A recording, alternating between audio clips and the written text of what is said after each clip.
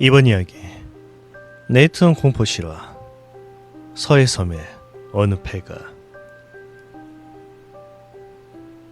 때는 지금부터 6, 7년 전, 정확히 7년 전 일이야. 그 당시 나는 대학 1학년을 마치고 군대에 갔었어. 논사훈련소와 후반기 교육 고달픈 짬찌 이등병 생활부터 육군 5대 장성이라는 빛나는 작대기 4개의 병장으로 보무도 당당히 사회에 나왔지만 현실은 그냥 복합 못한 잉여인간이었지. 전역을 하니 학기가 시작한 지 한 달이 훨씬 넘은 시점이라 거의 1년을 생으로 쉬어야 했어. 그냥 아무것도 안 하고 푹 쉬는 것도 한 달이면 끝이더라. 한 달이 지나니까 아침 6시에 기상하는 몸에 밴 습관은 빠지는 군기와 함께 저 멀리 날아갔지만 대신 무료함과 지루함이라는 괴물이 찾아오더라. 그때 내 무료한 일상을 구해준 취미가 있었으니 바로 낚시 대시였다. 처음엔 친구들을 따라 몇 번 갔는데 그때까지도 낚시의 매력을 못 느꼈었지. 그냥 친구들이랑 어울려 라면 끓여 먹고 방해 안 받고 술 마시는 게 좋아서 따라갔던 거거든. 그런데 이 낚시란 게 하면 할수록 빠져들게 만드는 묘한 매력이 있더라고. 그 매력에 빠져들다 보니 나중에 내가 먼저 나서서 선동하는 경지에 이른 거야. 몇 달 죽어라 알바해서 낚시 풀셋을 구입했지. 낚시가 처음 초도 장비 구입비가 좀 비싸서 그렇지. 일단 장비만 갖추면 지렁이 한 통, 떡밥 한 봉지만 구입하면 하루를 즐길 수 있는 친주머니적인 저렴한 취미생활이거든. 낚시를 다니다 초보 때 운 좋게도 월척도 낚아보니 꿈이 생기더라고. 그 꿈이 뭐냐 하면 모든 낚시인의 환상이 사자짜리 붕어야. 사자 붕어가 뭐냐면 40cm 이상 되는 대물 붕어를 말해. 무슨 붕어가 그리 크냐고? 그러니까 꿈이지. 귀에서 그러지 분명 있는 붕어야. 원래 토종이 아닌 외래종인 떡붕어는 40cm 넘는 붕어도 꽤 많아. 성장 속도가 엄청 빠르거든. 그렇지만 우리 토종 붕어인 노란 참붕어는 사자짜리는 환상 그 자체야. 그런데 이 사자짜리 붕어가 살기 위해선 조건이 있어. 첫째, 먹이가 풍부해야 하고, 둘째, 기온이 좋아야 하고, 셋째, 사람의 발길이 많이 안 닿는 곳이어야 하고, 넷째, 최소한 10년 이상 바닥이 드러날 만큼 마른 적이 없어야 해. 그런데 그런 곳이 어디 잘 있나? 연중 행사로 가뭄이지. 어딜 가도 사람이 북적북적한데. 그러던 와중에 친구에게 희소식을 들은 거야. 그 친구 집이 서해 어느 섬이거든. 자기네 고향집이 뒷산으로 가면 내가 말한 조건과 같은 농업용 저수지가 있다고 하더라고. 친구 얘기로는 예전 저수지가 처음 만들어질 때 그 친구 코 찔찔이었을 때 만든 20년 정도 된 저수지라고 해. 마을 사람 중 누군가가 물에서 붕어 몇 마리 가져다 넣었는데 그때 붕어가 엄청 번성했다고 하는데 민물새우도 같이 방류해서 새우가 저수지의 반이라고 뻥쳤지. 그래서 내가 그랬어. 야, 마을 뒤면 동네 사람들이 다 잡았겠지 라고 하니 얘가 살짝 비웃더라. 병신아, 누가 저수지에서 가서 붕어 잡고 앉았냐? 양 사방이 다 바다인데 갯바위 가서 맛있는 우럭 잡지. 이렇게 얘기하는데 내 생각에도 그렇더라고. 붕어를 누가 잡겠어? 바다 낚시하지. 그래서 난 그것으로 출조를 하기로 한 거야. 그 녀석을 본인 살아 실제 한 번이라도 더 찾아뵙고 효도를 다 하는 게 인간의 도리라고 꼬셔서 같이 가기로 했지. 그런데 가기로 약속한 전날 갑자기 그 애는 사귀던 여자친구랑 급 이별을 하게 되었고 광분한 녀석은 술과의 데스매치를 벌여서 떡이 되어 누운 거야. 어쩔 수 없이 나 혼자 가야 했어. 속으로 내가 알고 있던 84,000가지 욕을 다 퍼부으면서 말이야. 배 타기 전에 시내 낚시점에 들려 떡밥과 지렁이를 넉넉히 준비했어. 바닷가 가면 바다낚시 미끼만 팔더라고. 난 그 뒤 여러 시간 배를 타고 아침에 내가 뭐 먹었는지를 화장실에서 확인하며 어렵게 친구 고향섬에 갔어. 죽는 줄 알았다 진짜. 도착해서 보니 낚시를 오신 분들이 많으셨어. 그러나 그분들은 바다낚시를 오신 분들이었지. 나랑은 목적 자체가 틀린 분들이라 경쟁자가 없다는 것이 얼마나 마음이 편했던지 몰라. 그리곤 친구가 미리 설명해준 길로 마을을 지나 20분쯤 산 쪽으로 올라갔어. 마을 끝에 마지막 보이는 집을 지나 한 300m쯤 산 쪽으로 오르니 그 저수지가 나오더라고. 저수지라 하기엔 너무 규모가 작은 보통 초등학교 운동장 3분의 1만한 작은 저수지였어. 그런데 딱 봐도 여긴 대물이 살겠구나 하는 느낌이 오더라고. 물가에 오래된 나무들도 있고 물이 맑아 바닥이랑 수초도 다 보였는데 정말 팔뚝만한 붕어들이 때로 몰려다니는 거야. 얼마나 그 흥분되던지. 서둘러 자리를 잡고는 앉았는데 눈앞에 그때서야 저수지 맞은편에 낡은 집 하나가 보이는 거야. 풀이 키만큼 자라 잘 안 보였던 건데 딱 봐도 사람이 살지 않는 폐가는 느낌이 들더라. 그냥 보통 시골에서 많이 보던 슬레이트 지붕집인데 아마 초가를 집은 계량만 한 듯 집은 초가 형태였고 군데군데 무너지고 방문 창호지도 다 찢어지고 그런 집이었어. 누가 봐도 느낌에 사람이 살지 않는구나 하고 느꼈을 거야. 뭐 시골 가면 그런 폐가가 흔한지라 그런가 보다 했어. 폐가가 달리 폐가인가. 그냥 사람 안 살고 관리 안 한 지 좀 되면 다 폐가인 거지. 그렇게 앉아 낚시를 시작했는데 처음 떡밥을 써서 하는데 입질이 없는 거야. 한참 그러다 미끼랑 바늘을 바꿔 달았어. 지렁이로 말이야. 그러자 넣기 무섭게 입질이 오기 시작하더라고.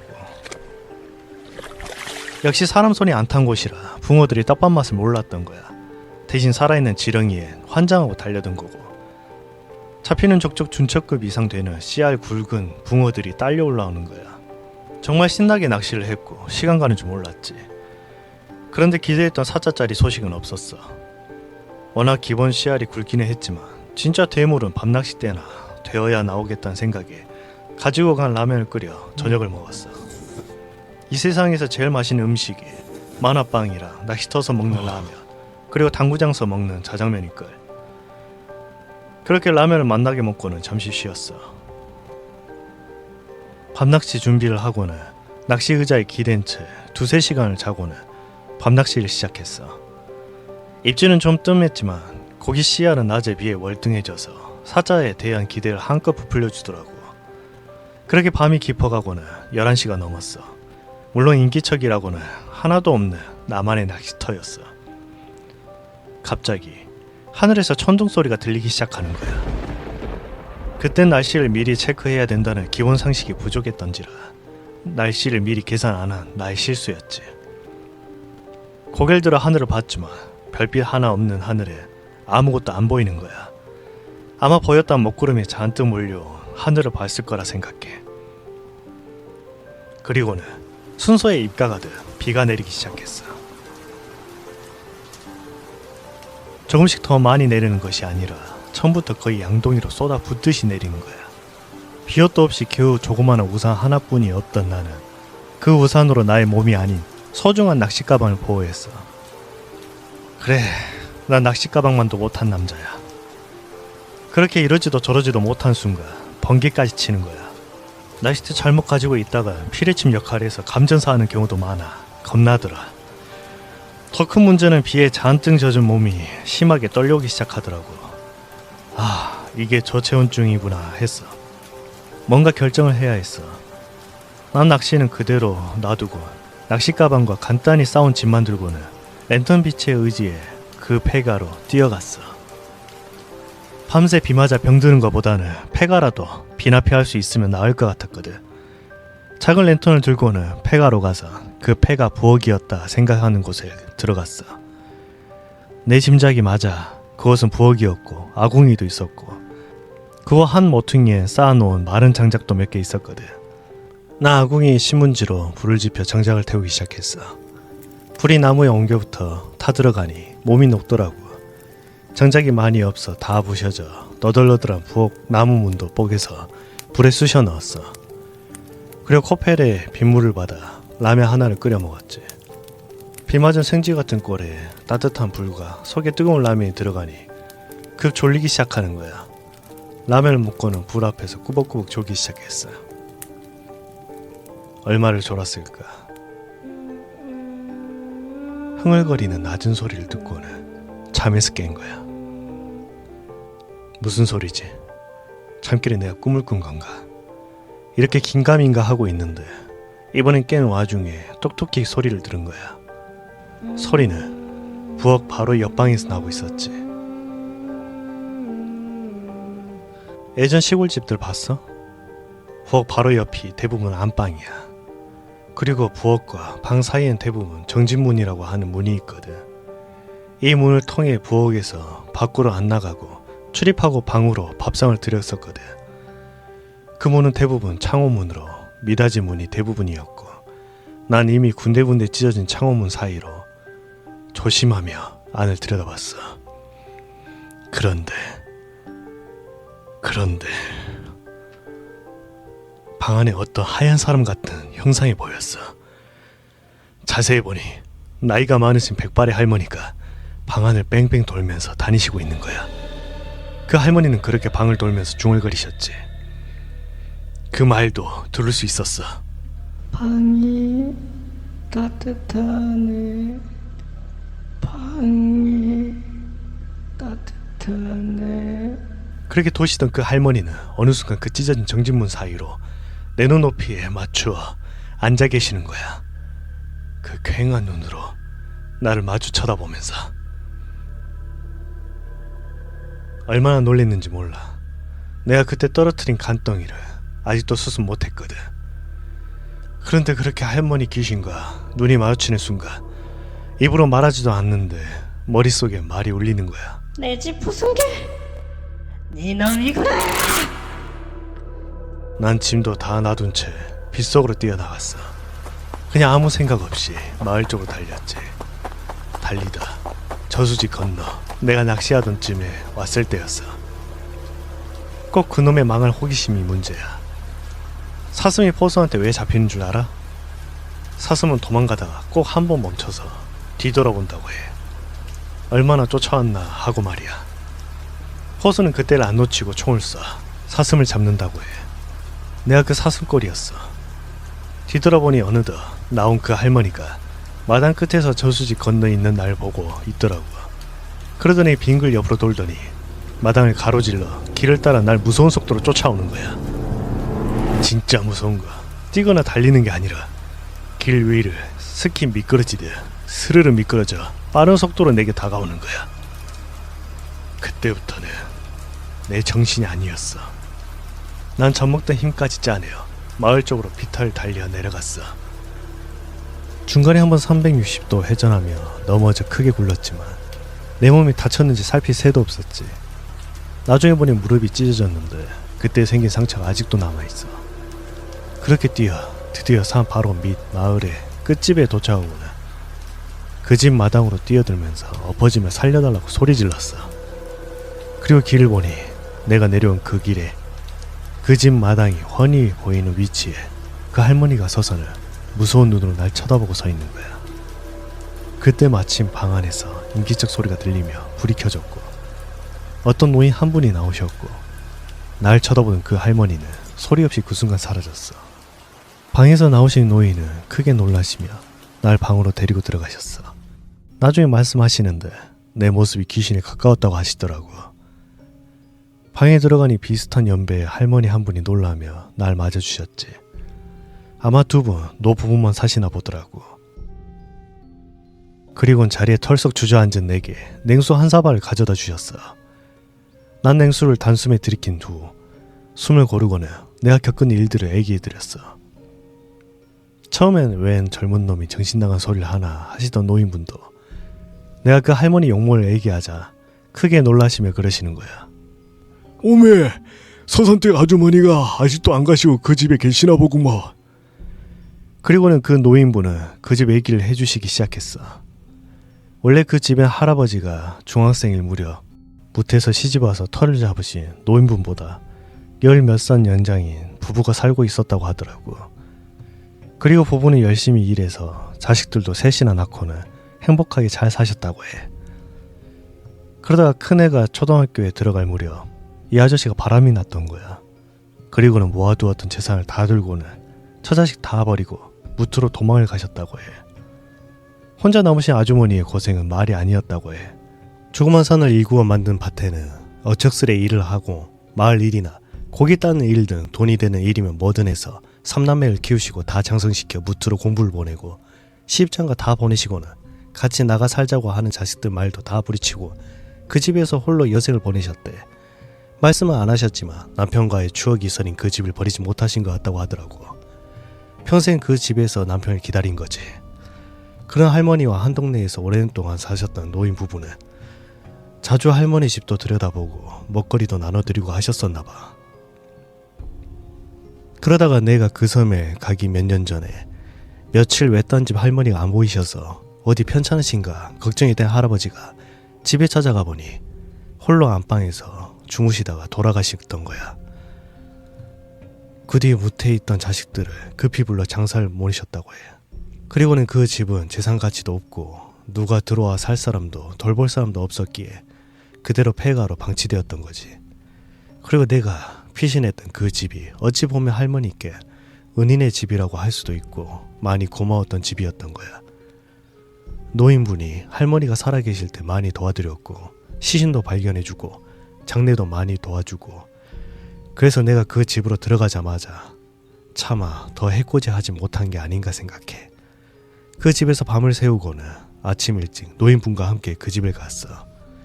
노인분이 집을 살피는 동안 난 짐을 챙기고 낚시도 걷었지. 그리고 노인이 향 하나를 피워 방에 놓으시며 그러시더라. 아주머니, 뭔 할이 그렇게 많아 아직도 못 가고 그러신다요. 다 잊고 빨리 좋은 데 가서. 그러고는 돌아오는데 난 노인을 놓칠세라 바짝 붙어서 따라 내려왔어. 그리고 손님 그냥 보내면 안 된다고 차려주신 아침 감사히 잘 먹고 인사드리고 나왔지. 그런데 그게 끝이었으면 좋았을 건데 끝이 아니야.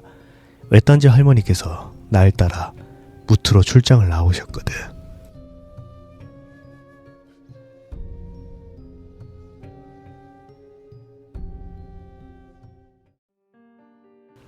마을 끝집 할아버지 댁에서 시골 밥상 정식을 먹은 거야. 머슴밥이라 부르는 백두산만큼 높은 고봉밥에 마당 한켠에 심으신 상추며 각종 야채의 장아찌와 젓갈류 생선찌개까지 너무 맛있게 싹싹 비우고 할머니께서 건네주신 숭늉까지 다 비우고는 할아버지 배웅을 받으며 집을 나섰어. 고기 바구니에 아침에 다 놓아주려다 어떻게 급 욕심이 생겨 가장 큰 월척 3마리만 담아왔지. 배를 타러 가선 하루 2번밖에 다니지 않는 배를 기다리며 끔찍했던 지난밤을 떠올리자 진저리가 쳐지더라고. 이른 시간이지만 육지로 나가는 사람들도 제법 모이고 이윽고 배가 도착했어. 배 오른 뒤 출발을 하자 이제 다 끝났다는 안도감이 드는 거야. 그렇게 배가 출발하고 얼마를 달렸을까. 불길한 느낌이 엄습하면서 피할 수 없는 그분이 찾아오셨다. 그래, 배멀미라는 그 고약한 분 말이야. 올 때 그리 고생하고는 무슨 닭대가리처럼 넋놓고 있었던 거지. 키 밑에도 준비 안 하고. 나 화장실로 달려가서는 아침에 먹은 시골 밥상 정식을 하나하나 되짚었어. 요건 상추, 요건 생선찌개, 요건 조개젓. 어라? 이 희끄무리한 건 뭐지? 맞다, 너 숭늉이구나 하며 말이야. 내가 교회에 다니지도 않는데 말이야. 변기 부여잡고 울면서 아주 철저하게 통성 기도를 했다. 아주. 그렇게 한참을 영혼까지 쏟아내고는 좀 찬바람을 쐬면 나을까 해서 가판으로 나왔지.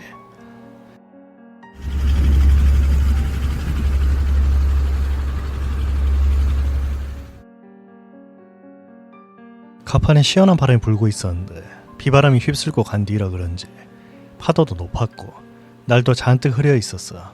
그리고 사람들도 하나도 나오지 않고 선실에 들어가 있어. 그 넓은 간판엔 나 혼자 을씨년스럽게 서 있었어. 바람을 맞으니 좀 낫더라고. 이상한 일이 생기기 시작한 건 그때부터였어.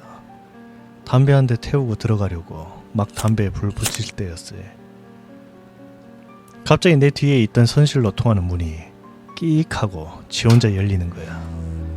그러더니 내가 놀라 바라보는 사이 서서히 닫히더라고. 문이 덜 닫혀있다 배가 흔들리는 바람에 문이 열린 게 아니냐고 하실지 모르지만 절대 그건 아니야. 왜냐면 그 문 위쪽에 문이 열렸을 때 놓으면 자동으로 닫히게 하는, 여러분도 많이 보셨을 그 기역자로 생긴 팔 같은 장치가 달려 있었거든. 이런 문 열어본 사람들은 알잖아. 그게 꽤 힘주어서 밀어야 열린다. 그래도 그때까진 별 대수롭지 않게 생각한 거야. 그럴 수도 있지 하고 말이야. 그리고 다시 돌아서서 바다를 바라보며 담배를 피웠지. 그때 이상한 기분이 드는 거야. 꼭 누군가가 날 쳐다보고 있는 것 같은 느낌 말이야. 난 황급히 주위를 둘러봤지만 당연히 아무도 없었어. 찝찝한 기분이 든 난 얼른 담배를 끄고는 선실로 들어왔어. 오늘 내 생각대로 신경 써서 잡아 다녀봐도 꽤나 빡빡하더라고. 그런데 내가 객실로 들어오면 놓은 문을 천천히 닫히다가 갑자기 뒷사람이 잡은 것처럼 3초 정도 멈추는 거야. 그러더니 다시 천천히 닫혔지. 왠지 불길한 애감을 지울 수 없었던 나는 그 뒤 사람 많은 객실에 앉아 육지에 독차할 때까지 담배도 화장실도 참았어. 그렇게 몇 시간을 달려 배는 육지에 도착했고 난 곧장 서울에 있는 내 자취방으로 올라왔어. 난 그때 서울에 내가 휴학했던 학교에서 20분 정도 떨어진 원룸에서 자취를 하고 있었거든. 원래 대학을 간신히 인서울 하면서 부모님이 원룸을 하나 얻어주셨었는데 군대 가며 방을 뺐다가 제대 후 집에 있기 너무 지루해 복학 준비와 공부를 핑계로 방 얻을 돈을 받아 서울로 올라온 거거든. 대신 아직 복학 전이므로 집세와 용돈은 내가 벌어 쓰는 조건이었어.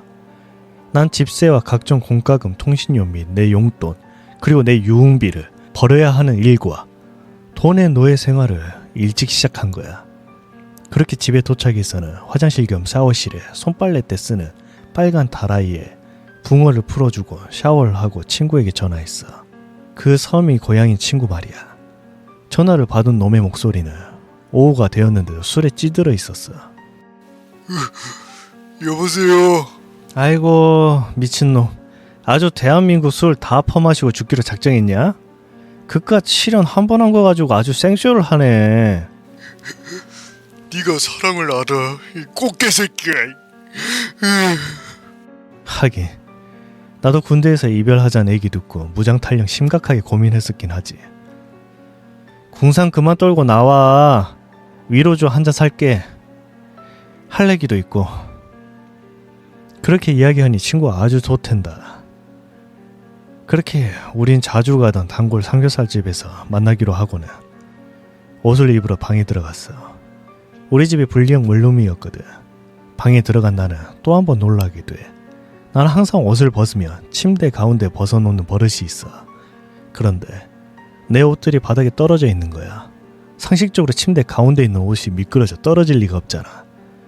난 오싹함을 느끼고 서둘러 옷을 입고 집을 나섰어.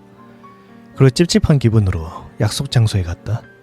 이미 와있는 친구는 벌써 소주 반 병을 혼자 까고 있었고 우린 일단 놈에 떠나간 그녀를 안주 삼아 술 한 병을 비우곤 화제를 바꿨어. 난 내가 경험한 얘기들을 침을 튀기며 풀어놓았고 내 얘기를 들은 놈은 대충 믿어주는 분위기였어. 그전에도 내겐 그런 일이 꽤 많아. 놈도 날 귀신 친구쯤으로 알고 있었거든. 그리고 놈은 마을 끝집 할아버지네도 조수집 폐가 할머니네도 어려서부터 봐와 잘 알고 있더라고. 그런데 야, 그 할머니 돌아가시기 전에 간혹 오는 자식들에게 항상 그러셨대. 자기 죽더라도 아버지가 언젠가 돌아오시면 잘 알아보시게 그 집 절대 고치지 말고 잘 보존하라고 말이야. 근데 그 할머니 돌아가시고 한 2해 뒤에 그 무트로 도망간 할아버지 소식이 풍문에 들렸는데 도망가고 얼마 안 가서 할머니보다 훨씬 먼저 사고로 돌아가셨대. 마음이 엄청 안 좋더라고. 그래도 남편이라고 평생 기다리시고 죽어서도 못 떠나고 기다리신다 생각하니 말이야. 그렇게 뭔가 먹먹한 마음으로 한 잔 진하게 빨고 있는데 친구들에게 전화가 온 거야. 늘 뭉쳐 다니던 애들이라 우리가 있는 곳을 불렀지. 그렇게 새로운 친구 2명이 합세하여 우린 소주 파티를 벌리고는 2차를 가기로 했어. 실현당한 친구를 위로한다는 숭고한 우정을 빙자해서 나이트란 정글로 사냥을 떠나기로 했다. 모두 외관은 멀쩡한 놈들이라 그런지 그런저런 대충 그런 곳 가면 먹어는 줬거든. 그렇게 모 나이트를 가서 기본시키고 스테이지 나가서 몸을 풀며 수질 검사를 시작했는데 그날따라 물이 진짜 안 좋은 거야. 여자들 외모가 어쩐다는 게 아니라 전부 쌍쌍이 놀러온 건전한 커플들이었어. 우린 누가 나이트 얘기 꺼냈냐며 궁시렁거렸어. 니 탓이오 하면서 그렇게 낸 돈이 아까워 민기적거리고 있는데 서광이 비추더라고. 어쩜 마초몬처럼 딱 4명의 레이디들이 들어온 거야. 야식꼴러리한 화장과 잘 빠진 몸매, 그리고 몸의 반 이상은 절대 가릴 수 없다는 의지가 돋보이는 헐벗은 옷차림은 그들이 범상치 않음을 말해주더군. 딱 봐도 거칠게 노는 언니들이었어. 솔직히 남자들 뒤에서 욕해대도 그런 언니들 좋아한다. 내 여친만 아니면 말이야.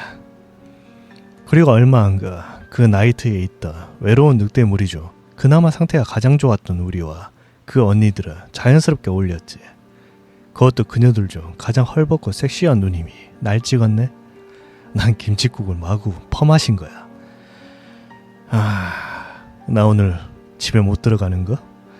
아버지가 남자는 밥은 밖에서 먹어도 잠은 꼭 집에서 자야 한다셨는데 어쩜 좋아 하면서 우린 무대로 나가 춤을 췄어.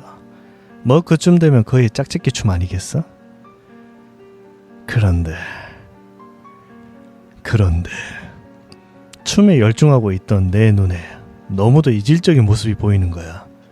무대 가장자리에 있는 기둥 뒤에 모습을 반쯤 가린 흰무늬 없는 무명 한복 차림의 할머니의 모습, 그리고 내 쪽을 무섭게 째려보고 있다 흰자위 많은 그 두 눈. 처음엔 별 의심이 없었어. 속으로 웬 할머니지? 가출한 손녀딸 잡으러 오셨나? 했거든. 하지만 그 할머니 모습을 자세히 관찰하고 사지가 부들부들 떨려오는 거야. 그래, 맞아. 섬에서 봤던 그 할머니였어. 그래서 가장 거칠게 놀 것 같은 언니를 팽개치고 허겁지겁 자리로 돌아왔어. 뒤에서 황당하다는 듯 따라오며 궁시렁거리는 언니의 말이 들렸지만 이미 아웃 오브 관심이었지. 자리로 돌아와 바로 친구 녀석을 잡아 끌고는 어리둥절해 하는 녀석을 방패 삼아 할머니가 목격된 그곳으로 가봤어. 물론 있으면 얘기가 안 되겠지. 난 홀 안이 너무 시끄러워 친구를 데리고 화장실로 갔어. 안 마렵다고 앙탈 부리는 녀석을 억지로 끌고 말이야. 미친다. 갑자기 왜 그래? 야, 나 봤어. 그 할머니. 녀석이 처음엔 무슨 소리인지 몰라 어리둥절 하다가 곧 내 말뜻을 알아차리고 심각한 낯빛으로 말하더라고. 진짜? 몰라. 너무 무섭다. 나가자. 다 잡은 고기는 어쩌냐고 투덜투덜 입이 심리에 튀어나온 친구를 데리고 우리 먼저 간다 하고 온갖 욕을 들으면서 나왔다. 그 와중에도 날 보고 물귀신 같은 놈이라며 꿍시렁대는 친구 녀석. 몇 시간 전만 해도 이별의 아픔에 몸부림치던 녀석이. 아이고, 나도 사내지만 말이야. 아까우면 내가 더 아까우니 잡설 집어치고 술이나 한 잔 더 하자며 집에 간다는 녀석의 멱살을 잡고 끌어 술집에 가서는 정말 떡이 되도록 마셨어. 조금 전까지만 해도 이 섹시한 언니가 오늘 밤 채찍 들지도 모른다는 놀라운 경험하는 거 아니냐며 행복한 고민 중이었는데 말이야.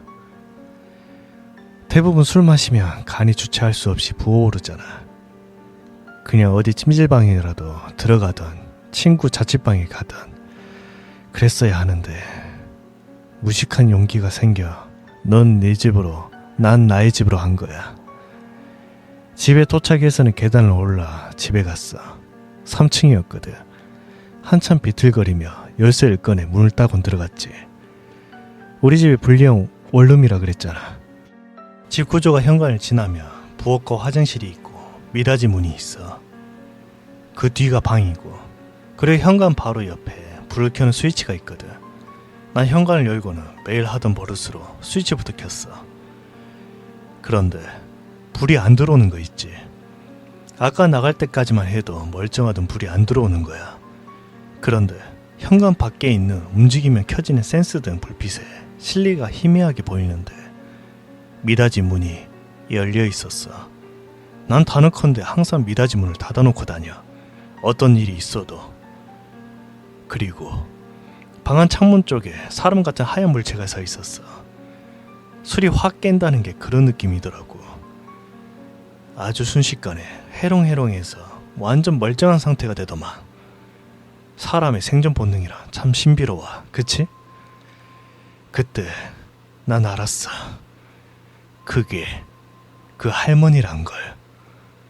멍하니 바라보고 있는데 그게 쓱 내 쪽으로 움직이기 시작했어. 난 현관문을 꽝 하고 닫고 문도 잠그지 못하고 미친 듯이 아래층으로 뛰어내려왔어. 내려오다가 1층 다 내려와서 계단에 엎어지기까지 했어.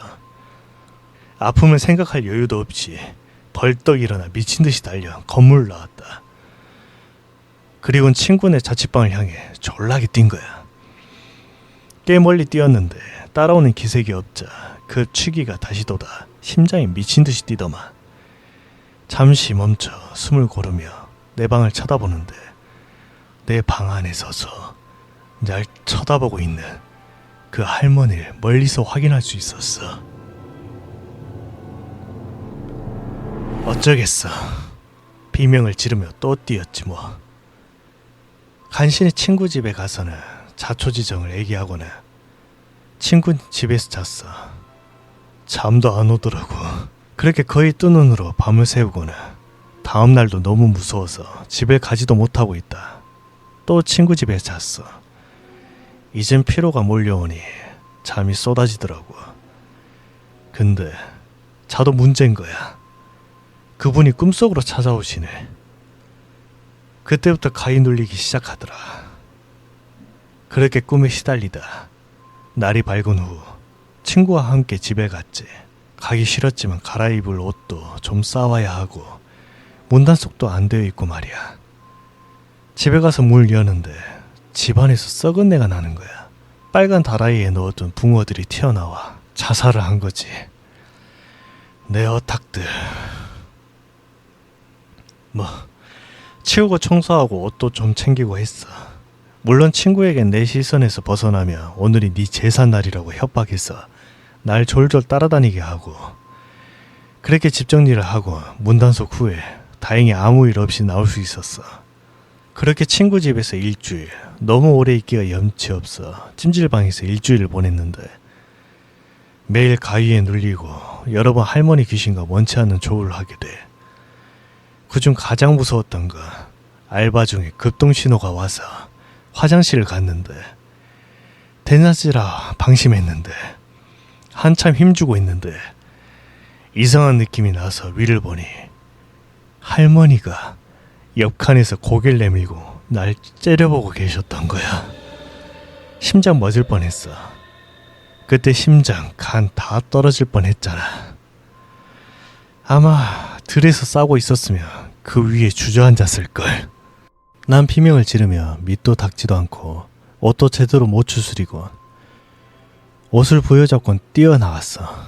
딸랑딸랑거리면서 말이야. 문 밖에 아무도 없었길래 망정이지.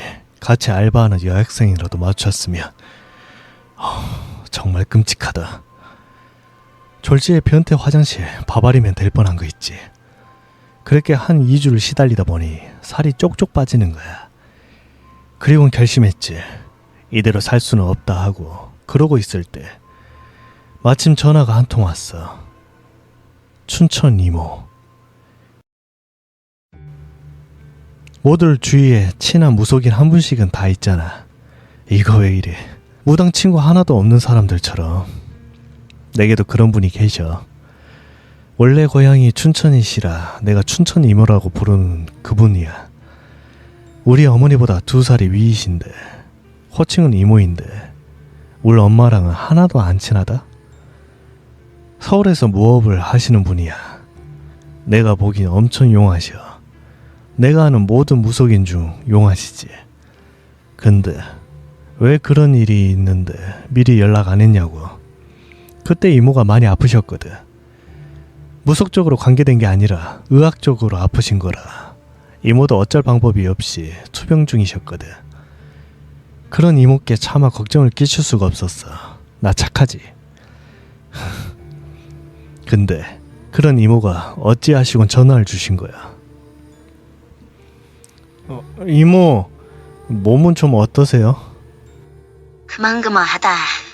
그런데 너 무슨 일이 있지? 네가 자꾸 꿈에 나와. 어떤 할머니랑 같이. 난 깜짝 놀랐지만 그땐 말 안 할 수 없었어. 내 코가 석자였거든. 난 일 끝나면 찾아뵙고 말씀드린다고 하고는 퇴근하곤 과일 좀 사들고 이모 댁으로 방문했어.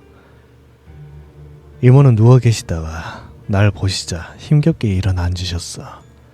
그러시며 내 얼굴을 보시고는 다 알겠다는 듯 이랑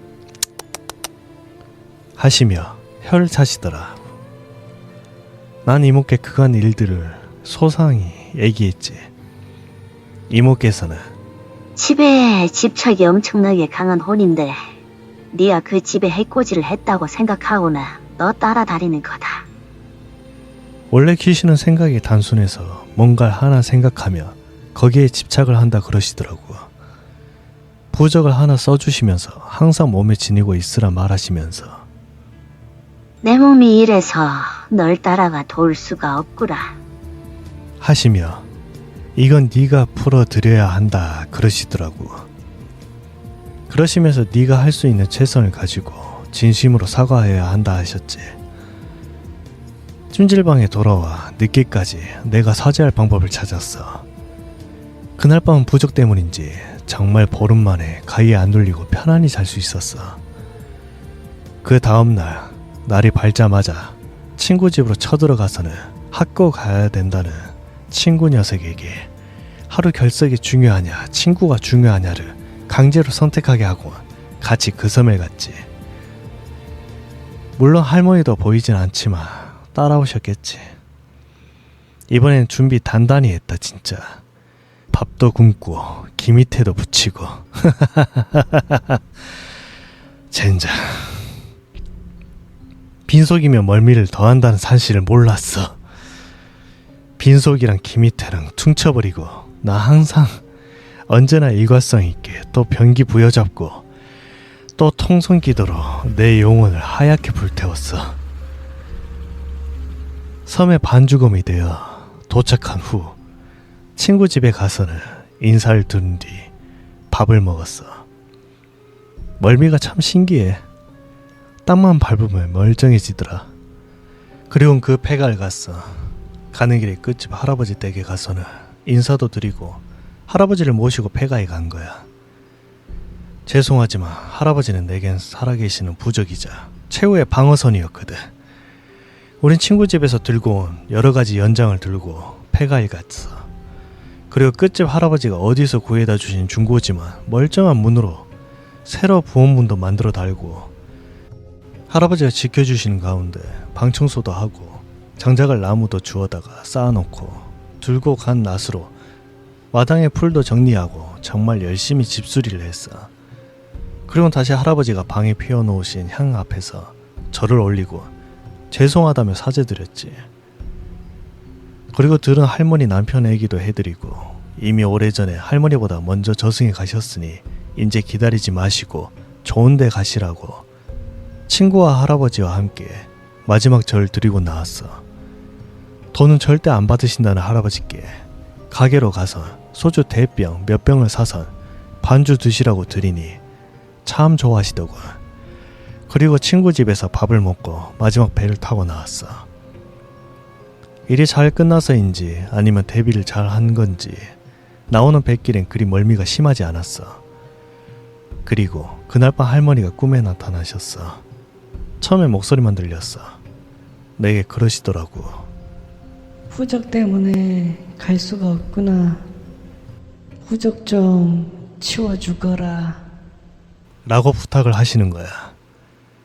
그리고 깼는데 망설이다가 난 부적을 책상 서랍 깊숙이 치워놓았어.